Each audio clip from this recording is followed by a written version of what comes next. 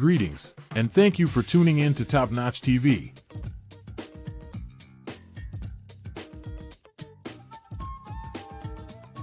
Today, we'll go through 5 ways the wealthy might increase their wealth through debt. If you want to know how this theory pans out, you need to watch up to the 5th point. Have you ever heard the adage, debt is the doorway to slavery? If not, you should. That's accurate to some extent, because it's true that if you have too much debt, your life is gone. Debts do not wait patiently while you work to repay them. Continually, they expand. Inasmuch as no one is willing to lend money without receiving some form of compensation, interest is always charged. The United States has accepted that despite all the evidence to the contrary. In the United States, consumer debt has reached about $15 trillion, with the average household owing more than $5,300. The total value of the U.S. economy is just over $21 trillion, which is what the GDP measures. Nonetheless, I do have some excellent news to share with you. Actually, that isn't necessarily a horrible thing to hear. Since the vast majority of our debt is comprised of bad debt, such view is not widely held. You most likely owe money on a credit card or two. You look at the car loan and maybe your school loan payment and you believe it will take me a lifetime to pay off all of these loans. And how on earth could that possibly be a good thing? Those with deep pockets still use debt to their advantage, so that's a good example of how debt may be viewed in a positive light. You might be confused by this idea, since debt is typically associated with those who are financially strapped. So why would someone with a lot of money resort to borrowing money? Not in a capitalist system. You'll learn in this video how the wealthy leverage debt to increase their wealth, which is a potent instrument in the right hands. Just click the like button and we can get started on number 1 right away. Number 1. Refinancing. The finest sort of debt is real estate debt, since there are so many ways out of paying it. Mortgage-free individuals are subject to higher tax rates. To maximize their tax benefits, the wealthy typically hold numerous mortgages. Never forget that every tax dollar you avoid paying is a dollar in your pocket. Thus, this is just another means by which the wealthy increase their fortunes. Yet, allow me to provide a more realistic alternative. Simple affluent folks live like this. The real estate market is the key to financial success. Imagine you had $200,000 in savings. Honestly, that sum of money is actually quite small. Buying a home is out of the question. Because of the required 20% down payment, a mortgage of up to $800,000 is out of the question. But here we reveal the truth. Consider a property that costs $500,000. For example, it is in poor shape and requires repair work, possibly extensive work. Obtaining a mortgage required a trip to the bank. For the sake of argument, let's pretend you have $80,000 available for a down payment of 20%, and that you plan to spend $50,000 renovating the home. This time, though, you were in need of the bank services to restructure your mortgage. You got a mortgage for only $500,000 because no one wanted to live there in its dismal state when you first bought it. However, after the renovations you've made, you've attracted potential tenants. So, let's imagine that the property's market value increases to $700,000 like it did before. Imagine you've been approved for a mortgage of 80% of the purchase price. However, $700,000 minus $80,000 is $560,000. The first bank that gave you a mortgage will receive $400,000 of that sum. And if we take out the additional $50,000 in renovation costs, you will have an additional $110,000 in profit. A $110,000 profit was created through the use of debt, and now you have a rental property from which you may increase your equity and earn passive income. Furthermore, if you have a mortgage, you will be exempt from paying some taxes. Among real estate investors, this is a standard practice. Considering all this debt, do you honestly think that? I invite you to share your thoughts in the section below. Number 2. Most of the trade is based on that. This is the foundation upon which the majority of business is conducted. Borrowing money to launch a business is a terrible idea, and I for one would never consider doing so. This may cause me to come across as controversial. However, there are enterprises for which that is the best available choice, notably traditional enterprises. Now, let's pretend you're in the pen selling business. Being so ubiquitous, it seems to always be in demand.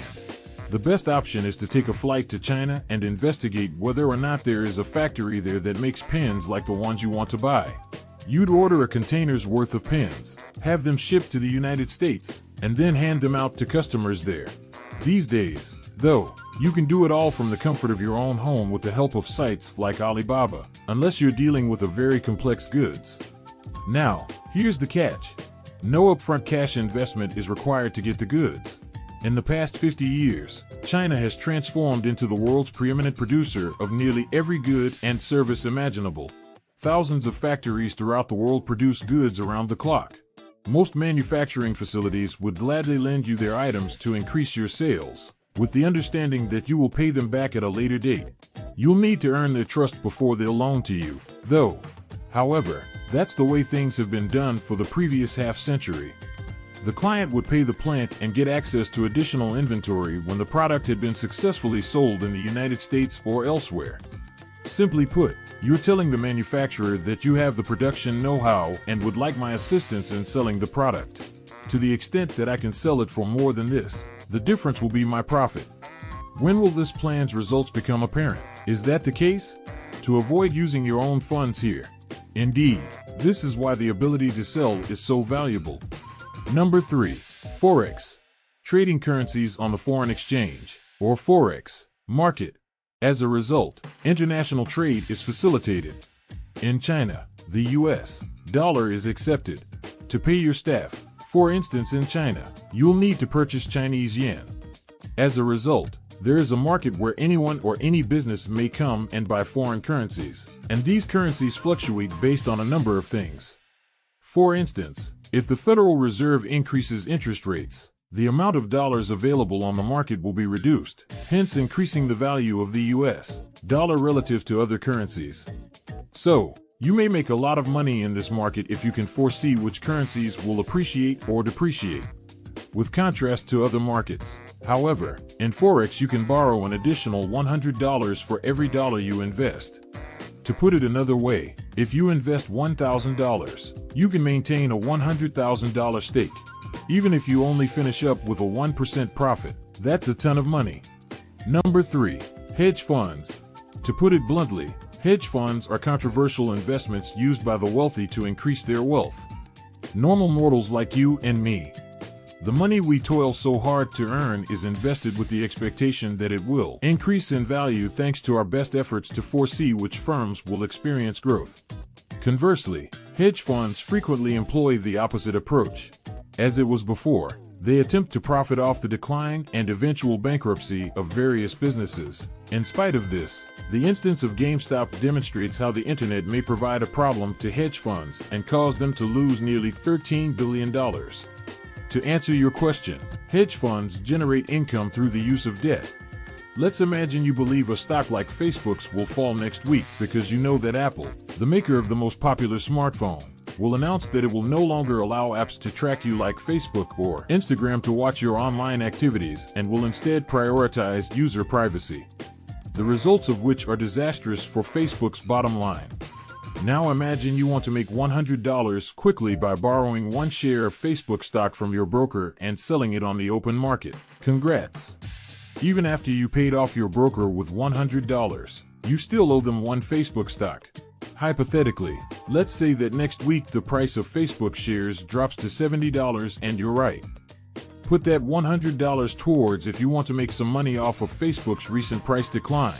Consider purchasing one share for $70 and then selling it and returning it to your broker for the profit of $30. In other words, you've successfully profited $30 from a stock's decline. It's not as hard or risky as it seems in principle, but it does require a lot of work. What if you're completely wrong? Suppose the cost doubles as you sleep. You are still obligated to give back that one share of Facebook stock and pay the broker the interest you accrued while borrowing the shares. To get your $200 back from your broker, you'll need to repurchase the stock. When you purchase stock and then attempt to sell it with its price rises, your maximum loss is equal to your initial investment. This is not the case when shorting. Your losses will increase proportionately with each incremental increase in price. If the stock price can grow indefinitely, then your potential losses are also infinite. Yet, with 100 analysts on your side, you can make a killing with this approach. Number 5. Credit score. Debt can be a very effective strategy. If you have a tried and true business strategy, you are just like any other successful firm or entrepreneur who employs this tactic. Almost all companies use some form of debt financing to pay for their incoming purchase orders. Don't generalize and assume a negative connotation for debt. Of course, it's terrible to rack up high-interest debt like that on a credit card. To receive a better interest rate, though, you need to reduce the lender's exposure to risk. What is the process for doing that? You establish yourself as a borrower who consistently makes their payments on time.